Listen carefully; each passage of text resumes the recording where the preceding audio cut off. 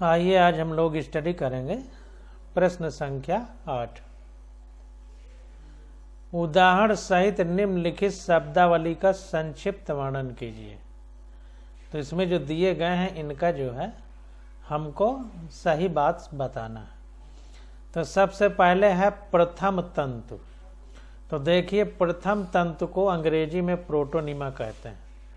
यह हरी अगुणित यानी हेप्लॉइड जिसमें क्रोमोसोम की संख्या n होती है। प्रकाश संश्लेषी यानी फोटोसिंथेटिक स्वतंत्र प्रारंभिक युग्मकोद्भिद फ्री लिविंग होती है, स्वतंत्र रूप से जिंदगी जीती है। गैमिटोफाइटिक अवस्था होती है जो मास यानी ब्रायोफाइटा में पाई जाती है। प्रोटोनिमा हमने पढ़ाया था ब्रायोफाइटा में। यह बीजाणुओं यानी स्पोर के अंकुरण से बनती है तथा नए युग्मकोद्भिद पौधे का निर्माण करती है। तो जो पौधे का प्रथम तंतु इसका नाम ही है, तो स्पोर से जो पहला बनता है तंतु वही हमारा प्रोटोनिमा होता है। आगे है पुंगधानी। पुंगधानी को अंग्रेजी में एंथ्रीडियम बोलते हैं। यह बहुकोश की यानी मल्टी सेलुलर होती है, कवच युक्त, इसमें जैकेट होती है। जैकेटेड मतलब कवच युक्त, इसके ऊपर कवच रहता है, मतलब ढका रहता है, जैसे हम लोग हेलमेट पहन लेते हैं गाड़ी चलाते समय। नर जनन अंग मेल सेक्स आर्गन होता है जो ब्रायोफाइटा व टेरिडोफाइटा में पाया जाता है। पुंगधानी यानी एंथ्रीडियम में नर युग्मक यानी मेल गैमीटार एंथ्रोजॉइड बनते हैं। तो पुंगधानी में हमारे नर युग्मक यानी मेल गैमेटोफाइट, इन्हीं को एंथ्रोजॉइड बोलते हैं, ये बनते हैं। अब अगला है हमारा स्त्री धानी। स्त्री धानी को अंग्रेजी में आर्कीगोनियम बोलेंगे। यह बहुकोश की, ये भी बहुकोश की था, ये भी बहुकोश की, फ्लास्क के समान मादा जनन अंग होता है। ये कैसा? फ्लास्क के समान होता है और मादा जनन अंग होता है यानी फीमेल सेक्स आर्गन होता है, जो ब्रायोफाइटा, टेरिडोफाइटा तथा कुछ जिम्नोस्पर्म में पाई जाती हैं। यह ग्रीवा, नेक तथा अंडप यानी अंडधा यानी वेंटर में विभाजित होता है। इसमें एक अंड यानी एग बनता है। तो ये इस तरह होता है, इसको बना के दिखा देते हैं। ये इस तरह से बना होता है, ये संरचना होती है इस तरीके से। इसमें ये अंडधा होता है, नीचे वाला भाग, नीचे मतलब वेंटर, और ये ग्रीवा नेक होती है, ये इसकी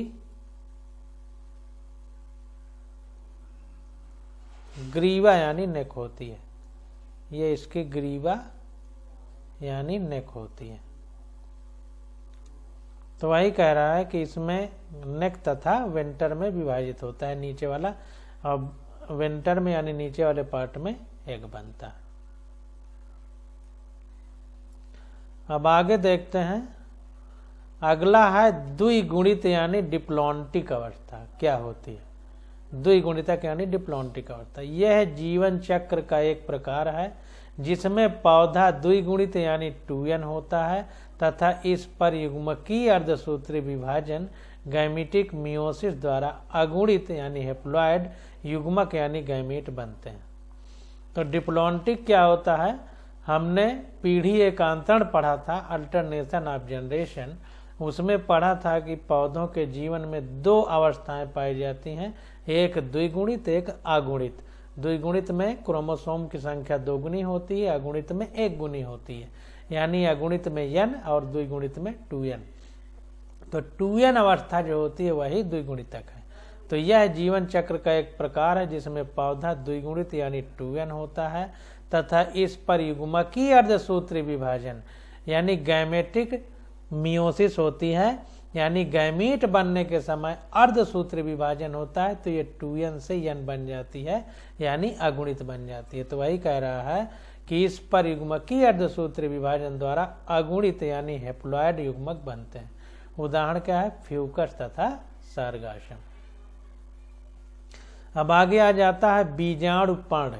इसको अंग्रेजी में स्पोरोफिल कहते हैं। बीजाणु का मतलब स्पोर, पर्ण का मतलब पत्ती। तो जो बीजाणु यानी जहाँ पर बीजाणु होते हैं उस भाग को जो घेरे रहती है उसी को बीजाणुपर्ण कहते हैं, जो पत्तियां घेरे रहती हैं। तो देखिए ये फर्न यानी टेरिडोफाइट में बीजाणु यानी स्पोर्स बीजाणु धानियों यानी स्पोरेंजिया में पाए जाते हैं। तो फर्न यानी टेरिडोफाइटा के अंतर्गत आता है फर्न। इसमें जो बीजाणु होते हैं यानी स्पोर्स होते हैं वो बीजाणु धानियों यानी स्पोरेंजिया में पाए जाते हैं। इन बीजाणु धानियों के समूह को सोरस कहते हैं। तो ये जो बीजाणु धानियों के समूह हैं इनको सोरस कहते हैं। ये सिंगुलर है यानी एक वचन है, और सोराई बोलते हैं बहुवचन में। ये पिच्छक या पत्ती यानी पिन्ना और लीफ की नीचे की सतह यानी लोअर सरफेस पर मध्य सिरा यानी मिड रिब के दोनों ओर दो पंक्तियों के सिराओं के सिरे पर लगी रहती है।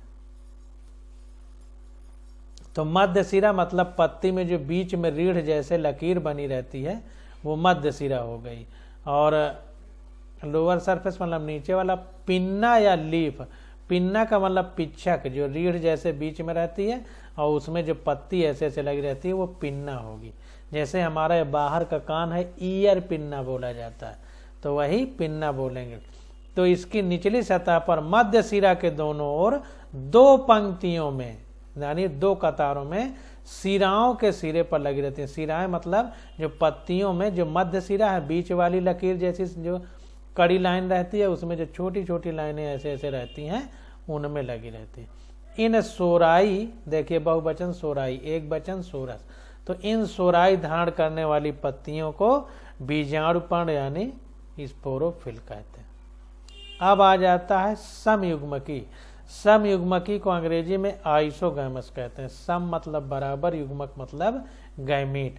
तो गैमीट जिनका आकार बराबर होगा उनको समयुग्मकी बोलेंगे। तो यहाँ पर देखिए यह एक प्रकार का लैंगिक जनन है जिसमें संलयन करने वाले युग्मक यानी गैमीट संरचना तथा कार्य में समान होते हैं। संरचना में भी और कार्य में समान होता है। उदाहरणार्थ जैसे यूलोथ्रिक्स, क्लेमाइडोमोनास तथा एक्टोकार्पस, ये इसके उदाहरण है। तो संरचना और कार्य दोनों में समान होते हैं। अब अगला हमारा क्वेश्चन है, कह रहा है निम्नलिखित में अंतर कीजिए। लाल शैवाल तथा भूरे शैवाल, लिवरवर्ट तथा मांस, सम बीजाणु तथा विषम बीजाणु टेरिडोफाइट, युग्मक संलयन तथा त्रिक संलयन। तो एक एक को करके हम लोग देखते हैं। तो देखिए सबसे पहले लाल शैवाल और भूरे शैवाल में अंतर देखते हैं। तो लाल शैवाल में देखिए क्लोरोफिल ए व डी पाया जाता है, जबकि भूरे शैवाल में क्लोरोफिल ए व सी पाया जाता है तथा फ्यूकोजैंथिन भी होता है। इसमें फ्यूकोजैंथिन भी पाया जाता है भूरे शैवाल में। फाइकोबिलिन उपस्थित होता है लाल शैवाल में, फाइकोबिलिन अनुपस्थित होता है भूरे शैवाल में। संग्रहित भोजन फ्लोरिडियन स्टार्च के रूप में होता है लाल शैवाल में, जबकि भूरे शैवाल में संग्रहित भोजन लैमिनेरियन स्टार्च के रूप में होता है। जो लाल शैवाल है उसमें चल बीजाणु यानी मोटाइल स्पोर जो होता है, चलने वाला बीजाणु जो होते हैं वो अनुपस्थित होते हैं, नहीं पाए जाते हैं लाल शैवाल में। जबकि भूरे शैवाल में चल बीजाणु यानी चलने वाले बीजाणु मोटाइल स्पोर्स पाए जाते हैं। अब देखिए इसका उदाहरण जो है लाल शैवाल का वो कौन कौन सा है, पोलीसाइफोनिया, पोरफायरा, ग्रेसिलेरिया, जिलीडियम, ये सब लाल शैवाल है। और हमारे जो भूरे शैवाल हैं उनके उदाहरण क्या क्या हैं, एक्टोकार्पस, डिक्टियोटा, लैमिनेरिया, सारगासम और फ्यूकस। अब देखिए लिवरवर्ट तथा मांस में अंतर। लिवरवर्ट तथा मांस में क्या अंतर है इसको देखते हैं। तो लिवरवर्ट और मांस में क्या अंतर है, तो देखिए लिवरवर्ट पादप शरीर जो प्लांट बॉडी होती है, हरे चपटे द्विपृष्ठाधारी यानी दो पृष्ठ होते हैं, डार्सी वेंट्रल, ऊपर वाले को डार्सल पृष्ठ बोलते हैं, नीचे वाले को वेंट्रल। सुकाय यानी थैलस जैसा स्ट्रक्चर होता है के रूप में पाया जाता है।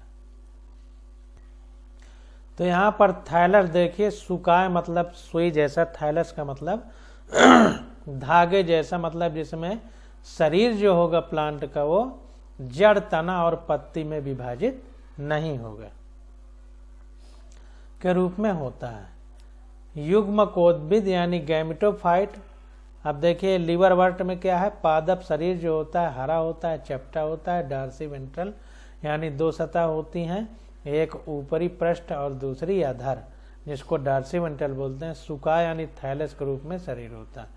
अब जो मांस है, मांस में देखिए 3 जो भाग होते हैं उनको युग्मकोद्भिद।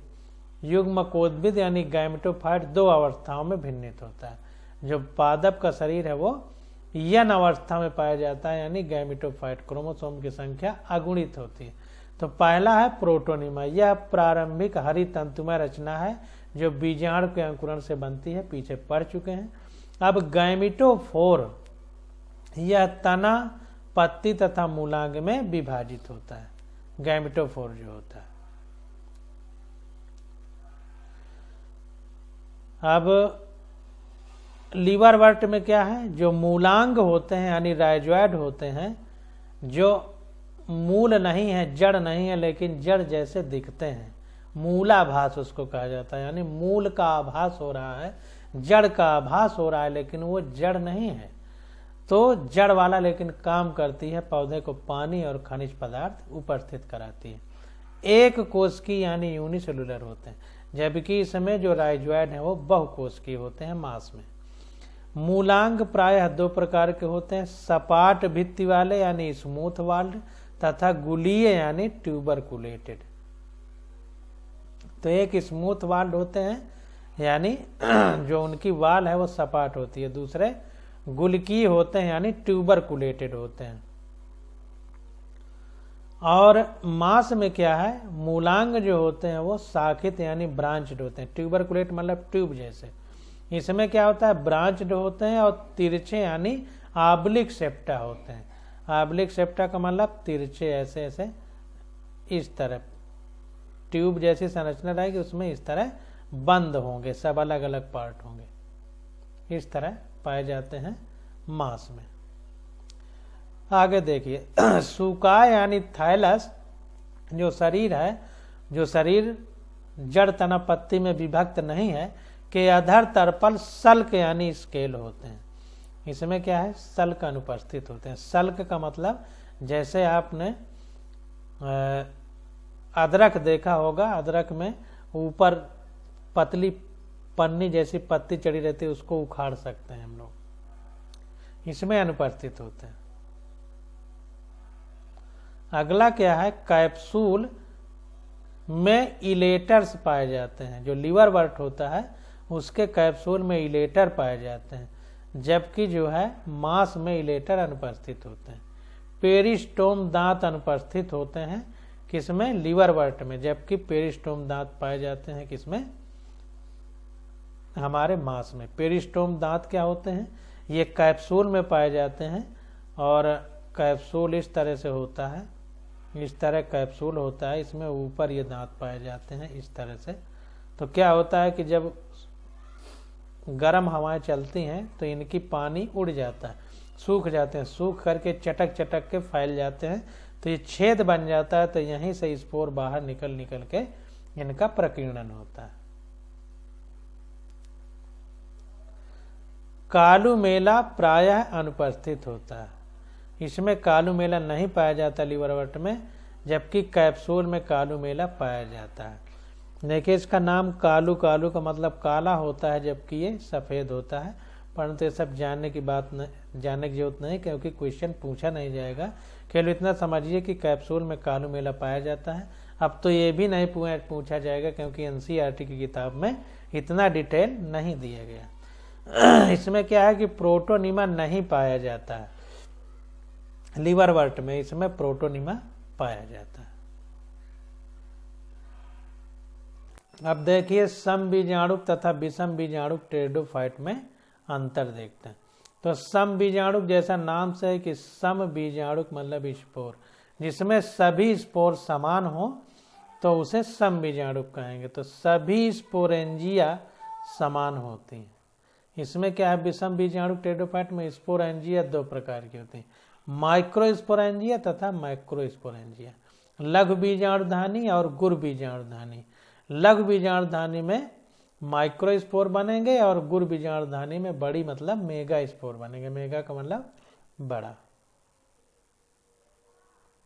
अब सम बीजाणुक में क्या है कि स्पोर एक ही प्रकार के होते हैं और विषम बीजाणुक में स्पोर दो प्रकार के होते हैं, बड़े मेगा स्पोर तथा छोटे माइक्रो स्पोर, जिसको हिंदी में बड़े वाले को गुरु बीजाणु बोलते हैं, छोटे वाले को लघु।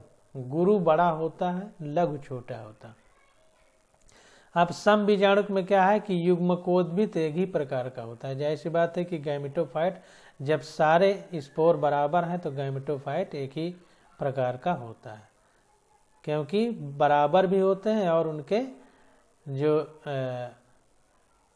कार्य पद्धति है वो भी एक ही तरह होती है। तो युग्मकोद्भिद एक ही प्रकार का होता है। इसमें विषम बीजाणुक में क्या है कि गैमेटोफाइट दो प्रकार के होते हैं, नर युग्मक मेल गैमेटोफाइट तथा मादा युग्मक फीमेल गैमेटोफाइट। अब सम युग्मक में क्या है, कोई विकासीय महत्व नहीं दर्शाते, इनका कोई विकासीय महत्व नहीं है। उदाहरण के हिसाब से वो टेरिडोफाइट जो सम बीजाणुक हैं जैसे टेरिस और एडियंटम, इनका कोई विकासीय महत्व नहीं है। और विषम बीजाणुक में क्या है कि विकासीय महत्व दर्शाते हैं, क्योंकि विषम बीजाणुकता यानी हेटेरोस्पोरी, पराग कण यानी पॉलिनेशन तथा बीज निर्माण यानी सीड फॉर्मेशन के विकास की प्रथम अवस्था मानी जाती है। इसका उदाहरण क्या है, सिलेजिनेला, साल्विनिया, मार्सिलिया। अब आगे देखते हैं युग्मक संलयन तथा त्रिक संलयन में अंतर, यानी गैमीट का मिलन, गैमिटोजेनेसिस नहीं, सिनगैमी का गैमीट का मिलन, और त्रिक संलयन यानी ट्रिपल फ्यूजन। गैमीट का मिलन यानी फर्टिलाइजेशन कह सकते हैं। युग्मक संलयन को फर्टिलाइजेशन, क्योंकि मेल और फीमेल गैमीट मिलते हैं, तो फर्टिलाइजेशन या युग्मक संलयन। तो दोनों नर एवं मादा युग्मक संलयन में भाग लेते हैं, यानी आपस में मिलते हैं।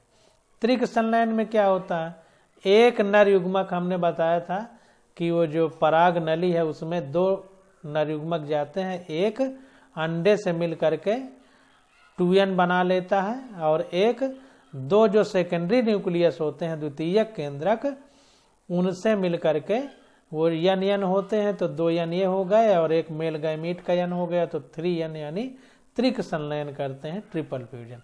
तो वही कह रहा है कि एक नर युग्मक मेल गैमीट तथा दो कायिक केंद्रक यानी द्वितीयक केंद्रक भी कह सकते हो, इनको वेजिटेटिव न्यूक्लिया कह रहा है, संलयन में भाग लेते हैं। युग्मक संलयन यानी गैमीट्स का जब आपस में मिलन होता है मेल फीमेल गैमीट का द्वारा द्विगुणित, अब n एक मेल गैमीट n होगा, फीमेल गैमीट n होगा, यानी नर और मादा युग्मक n होंगे, ये जब मिलेंगे तो 2n यानी द्विगुणित अवस्था बनेगी, तो द्विगुणित जाइगोट बनाते हैं, यानी द्विगुणित भ्रूण बनाते हैं। इसमें क्या होता है, त्रिक संलयन द्वारा त्रिगुणित एंडोस्पर्म बनता है, तो इसमें ट्रिप्लॉइड एंडोस्पर्म बनता है, जिसको भ्रूण पोष बोलते हैं। भ्रूण पोष, पोषण के लिए, भ्रूण कोष नहीं, भ्रूण कोष एम्ब्रियो सैक होता है, ये भ्रूण पोष है यानी एंडोस्पर्म, जो भ्रूण का पोषण करता है। इससे जो जाइगोट आगे चल के एम्ब्रियो बनेगा तो उसका पोषण करता है। अब युग्मक संलयन में क्या है, जाइगोट से भ्रूण निर्माण होता है, एंडोस्पर्म भोज्य पदार्थ के रूप में उपयोग होता है। एंडोस्पर्म यानी भ्रूण पोष जो है, इस भ्रूण के लिए भोजन के रूप में उपयोग होता है। अब आगे क्वेश्चन पूछ रहा है कि एक बीजपत्री को द्विबीजपत्री से किस प्रकार विभेदित करेंगे। तो एक बीजपत्री तथा द्विबीजपत्री पौधे में अंतर। तो देखिए, एक बीजपत्री मतलब मोनोकाटिलिडन, जैसे गेहूं है, धान है, जब ये उगे तो ध्यान दीजिएगा इनमें एक ही ऊपर पत्ता लटका रहता है, लेकिन जब आम उगता है, चना उगता है, मटर उगता है, तो इसमें 2 पत्ते लटके रहते हैं शुरुआत में जब पहला उग के देखिएगा। या इस तरह देखिए कि धान को तोड़िए तो एक ही चावल का दाना निकलता है, जबकि अरहर की दाल को तोड़िए तो 2 दालें निकलती हैं। तो जिसमें 2 निकले द्विबीजपत्री हैं, जिसमें 1 निकले एक बीजपत्री। तो एक बीजपत्री में क्या है, बीज में केवल 1 बीजपत्र होता है, यानी कार्टिलेडन होता है। बीज में 2 बीजपत्र होते हैं। द्विबीजपत्री में, एक बीजपत्री में क्या है, पुष्प के भाग 3 के गुणन में पाए जाते हैं, यानी ट्राइमेरस होता है। तो बीज के जो भाग, पुष्प के जो भाग हैं, फूल के जो भाग हैं, वो 3 के गुणन में पाए जाते हैं, मतलब 3 रो होती हैं। और पुष्प में भाग 5 या 4 के गुणन में पाए जाते हैं, यानी पेंटामेरस या टेट्रामेरस होते हैं। आगे एक चैप्टर आएगा फ्लावरिंग प्लांट वाला, तो उसमें हम ये डिटेल में पढ़ेंगे। अभी इतना बस समझिए कि जो फूल होता है उसमें 5 रो पाई जाएंगी, कतारें या 4, इसमें एक बीजपत्री वाले में 3 पाई जाएंगी।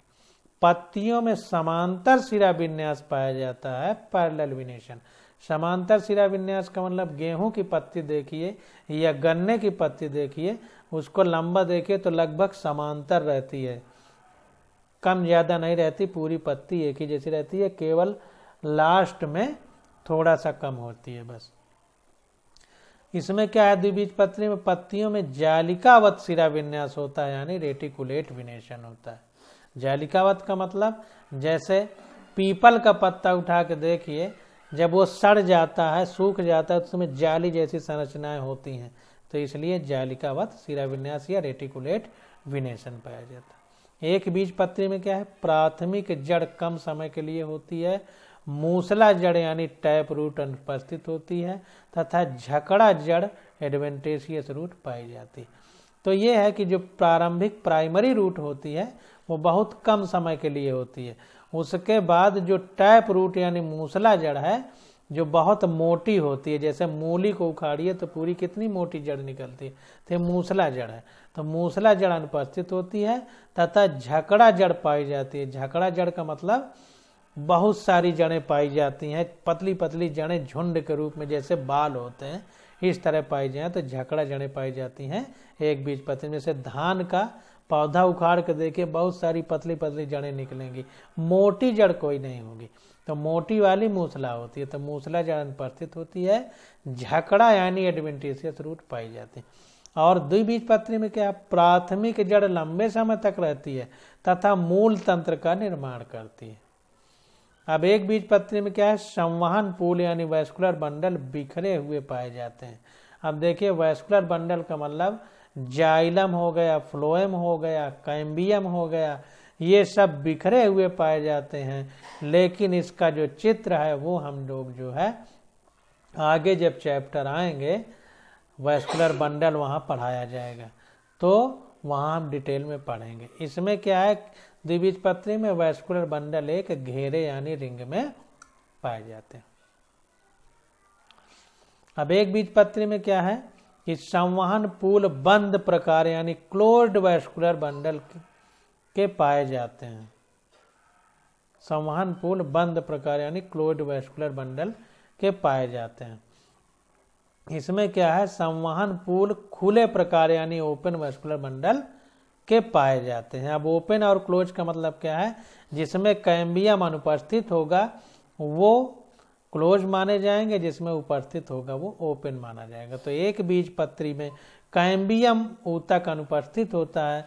कैम्बियम क्या काम करता है, पौधे की मोटाई में वृद्धि करता है। तो कैम्बियम अनुपस्थित होने की वजह से देखिए धान गेहूं मोटे नहीं होते, जबकि आम का पौधा कितना मोटा होता है, तो कैम्बियम की उपस्थिति की वजह से, क्योंकि कैम्बियम मोटाई में पौधे को बढ़ाता है। तो इसमें देखिए द्विबीजपत्री में कैम्बियम उपस्थित है, इसी वजह से ये मोटाई में ज्यादा होता है। अब एक बीजपत्री में क्या है, द्वितीयक वृद्धि नहीं पाई जाती। कैम्बियम की वजह से चौड़ाई में वृद्धि होती है, इसी को द्वितीयक वृद्धि कहते हैं। जब ये पाया ही नहीं जाएगा तो द्वितीयक वृद्धि एक बीजपत्री में नहीं पाई जाती। जबकि द्विबीजपत्री में कैम्बियम होता है, इसलिए सेकेंडरी ग्रोथ या द्वितीयक वृद्धि पाई जाती है। अब एक बीजपत्री में क्या है, तने में ऊतक तंत्र विभेदित नहीं होता, टिश्यू सिस्टम विभेदित नहीं होता है। और द्विबीजपत्री में क्या है, तना इपिडर्मिस, कार्टेक्स, एंडोडर्मिस, पेरीसाइकिल, पिथ आदि में विभेदित होता है। अब ये सारी चीजें आपको अगले अध्याय में पढ़ाई जाएंगी। अभी चूंकि इसने अंतर पूछ लिया है तो यहाँ पर बताया जा रहा है, तो वहां जब पढ़ेंगे तो आपको समझ में आएगा। इपिडर्मिस का मतलब बाहरी चमड़े वाली लेयर जैसे पौधे में जो पाई जाती है, चमड़ा हम लोगों में पाया जाता है, लेकिन उसी तरह की जो परत होगी बाहर की तरफ उसको इपिडर्मिस, बीच वाली मोटी परत को कार्टेक्स, अंदर वाली इंडो नाम से इंडोडर्मिस, पतली परत अंदर वाली इंडोडर्मिस कहलाएगी। फिर पेरीसाइकिल होगा, फिर अंदर पिथ होगा जो सबसे गहरे रंग का होगा। तो आगे जब चैप्टर आएगा उसमें हम डिटेल में पढ़ेंगे। अब एक बीजपत्री में क्या है, जड़ में पिथ हमेशा पाया जाता है, जबकि द्विबीजपत्री में जड़ में पिथ अनुपस्थित होता है या सूक्ष्म होता है। अब एक बीजपत्री में क्या है, संवहन बंडल जो होते हैं 8 से अधिक होते हैं। जड़ में ध्यान देना है, जड़ में संवहन बंडल 8 से अधिक होते हैं, जबकि द्विबीजपत्री की जड़ में संवहन बंडल 8 या 8 से कम होते हैं।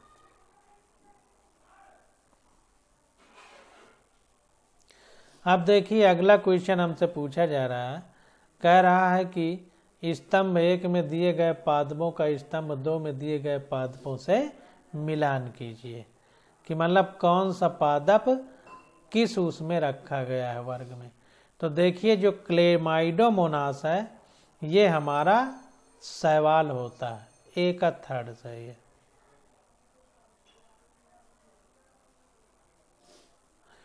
और जो साइकस होता है ये हमारा जिम्नोस्पर्म होता है। और जो सिलेजनेला है ये टेरिडोफाइट है, और स्फेग्नम हमारा ये मांस है। इस तरह से हमारा मिलान हो जाएगा। ये आंसर भी दिया गया है नीचे, इसको भी देख सकते हैं। अब आगे हमसे देखिए पूछा जा रहा है कि जिम्नोस्पर्म के महत्वपूर्ण अभिलक्षणों का वर्णन कीजिए। तो जिम्नोस्पर्म के महत्वपूर्ण अभिलक्षण क्या है, ये सामान्यतः नग्न बीजी पौधे होते हैं। जिम्नो का मतलब नैक्ड, स्पर्म का मतलब सीड। तो नैक्ड का मतलब नंगा होता है हिंदी में, तो यानी इनके ऊपर बीज के ऊपर कोई आवरण नहीं होता। तो ये सामान्यतः नग्न बीजी पौधे हैं। इनके मुख्य अभिलक्षण निम्नलिखित हैं। अधिकतर पौधे मरुद्भिदी यानी जीरोफाइट होते हैं, जहाँ पर मरुस्थल होता है, पानी की कमी होती है। काष्ठीय मतलब लकड़ी काठ के रूप में होती है। बहुवर्षीय यानी पेरिनियल, ज्यादा इनकी जिंदगी कई वर्षों की होती है। वृक्ष या झाड़ी के रूप में होते हैं। आम, महुआ जैसे बड़े वृक्ष होते हैं, या फिर बेर खाने वाली झाड़ी की तरह होते हैं। पत्तियां प्रायः 2 प्रकार की होती हैं, सल्कपर्ण और सत्यपर्ण, यानी scale leave and folate leave. Stomata निचली सतह पर तथा गर्तों में स्थित होते हैं। जाहिर सी बात, जीरोफाइट यानी जहाँ पर मरुस्थल है, पानी की कमी है, वहाँ पाए जाते हैं। तो पानी का लाश किससे होता है, पानी का वाष्पोत्सर्जन किससे होता है, स्टोमेटा से। तो पानी कम उत्सर्जित हो इसलिए पत्ती की निचली सतह पर ये स्टोमेटा पाए जाते हैं, या फिर गर्त यानी गड्ढों में पाए जाते हैं। तने में संवहन पूल यानी वैस्कुलर बंडल संयुक्त, कंज्वाइंट, कोलेटरल तथा ओपन होते हैं। तो ओपन का मतलब जिसमें हमारी कैम्बियम ऊतक पाया जाता है उसको ओपन कहते हैं। बाकी कंज्वाइंट, कोलेटरल के बारे में आगे चैप्टर में हम विस्तार से डिटेल करेंगे, पढ़ेंगे। अभी केवल कंज्वाइंट, कोलेटरल और ओपन वैस्कुलर बंडल पाए जाते हैं जिम्नोस्पर्म में, बस इतना ही समझ लीजिए। आगे कह रहा है जाइलम में वाहिकाओं यानी वेसल्स तथा फ्लोएम में सहवाहिकाओं यानी कंपेनियन सेल का अभाव होता है। तो जाइलम हमारा मिट्टी से जड़ों द्वारा जल ले जाता है ऊपर पत्तियों तक, और फ्लोएम हमारा पत्तियों में बने हुए फूड को जड़ों तक ले जाता है, खाना यानी पौधे को भेजता है। तो जो जाइलम है इसमें वेसल यानी वाहिकाओं और फ्लोएम में सहकोशिकाओं यानी कंपेनियन सेल का अभाव होता है टेरिडोफाइट जिम्नोस्पर्म में। तो ये बहुत महत्वपूर्ण पॉइंट है। अगला है पौधे विषम बीजाणु के यानी हेटेरोस्पोरस होते हैं। विषम का मतलब आकार अलग अलग, तो छोटा और बड़ा होगा तो लघु बीजाणु को माइक्रोस्पोर तथा गुरु बीजाणु को मेगास्पोर कहेंगे। पुष्प शंकु बनाते हैं यानी कौन, पुष्प शंकु कहलाते हैं यानी कौन जो होते हैं वही पुष्प शंकु होते हैं। प्रायः नर और मादा शंकु अलग अलग होते हैं। पौधे एक लिंगाश्रयी यानी मोनोइसियस होते हैं। पौधे एक लिंगाश्रयी यानी मोनोइसियस होते हैं। मोनोइसियस शब्द बहुत महत्वपूर्ण है, यानी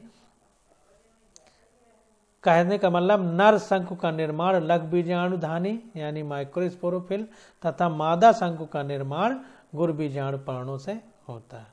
मोनोइसियस का मतलब एक लिंगाश्रयी, मतलब एक कुल मिला के नर और मादा पौधा अलग अलग होगा, मतलब एक पौधे में एक ही लिंग स्थिर हो पाया जाएगा। कहने का मतलब नर और मादा पौधे अलग अलग होंगे। डाइओसियस को उभय लिंगाश्रयी बोलते हैं, उसमें दोनों पाए जाते हैं। अब नर युग्मक जो होता है मेल गैमेटोफाइट अत्यंत ह्रासित यानी रिड्यूस होता है, पराग नलिका यानी पोलन ट्यूब बनती है। मादा युग्मकोद्भिद यानी फीमेल गैमेटोफाइट एक गुरु बीजाणु यानी मेगास्पोर से बनता है। ऐसी बात है, मादा बड़ा होता है तो गुरु बीजाणु कहते हैं। यह बहुकोशिकी यानी मल्टीसेलुलर होता है, बहुत सारी कोशिकाएं इसमें होती हैं। यह पोषण के लिए पूर्णतः बीजाणु उद्भिद पर निर्भर करता है यानी स्पोरोफाइट पर निर्भर रहता है। भ्रूण पोष, देखिए भ्रूण पोष यानी इंडोस्पर्म अगुणित होता है यानी हेप्लॉइड होता है। यह निषेचन से पहले बनता है। ये कई बार आ चुका है, तो जो जिम्नोस्पर्म है उसमें भ्रूणपोष यानी इंडोस्पर्म हेप्लॉइड होता है, अगुणित होता है और निषेचन से पहले बनता है। जबकि जो एंजियोस्पर्म यानी आवृत बीजी हैं उनमें भ्रूणपोष त्रिगुणित होता है, 3N ट्रिपल फ्यूजन होता था, त्रिक संलयन, और निषेचन के बाद बनता था। तो ये डायरेक्ट नीट में पूछा जाएगा।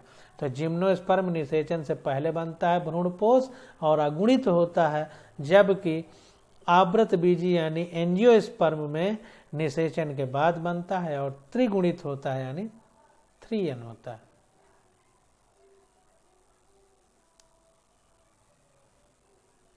इन पौधों में सामान्यतः वायु परागण यानी विंड पॉलिनेशन होता है, यानी जो पराग कण है वो वायु के द्वारा एक स्थान से दूसरे स्थान यानी एक फूल से दूसरे फूल में परागकण जाता है।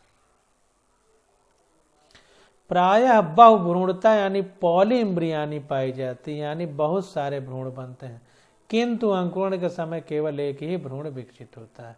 तो ये बहुत इंपॉर्टेंट बात है कि इसमें प्रायः क्या है, पॉलीइम्ब्रियानी पाई जाती है यानी बहुत सारे भ्रूण बनते हैं जिम्नोस्पर्म में, लेकिन निषेचन यानी फर्टिलाइजेशन अंकुरण के समय, निषेचन नहीं अंकुरण के समय यानी जर्मिनेशन के समय केवल एक ही भ्रूण विकसित होता है।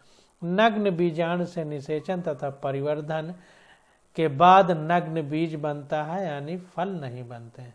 तो फल इसमें नहीं होते, जिसमें फूल होंगे। फ्रूट की शुरुआत हमारी एंजियोस्पर्म यानी आवृत बीजी में। तो अब यही चैप्टर खत्म होता है और आज बस यहीं तक। अब अगले लेक्चर में हम लोग नीट का पेपर करेंगे।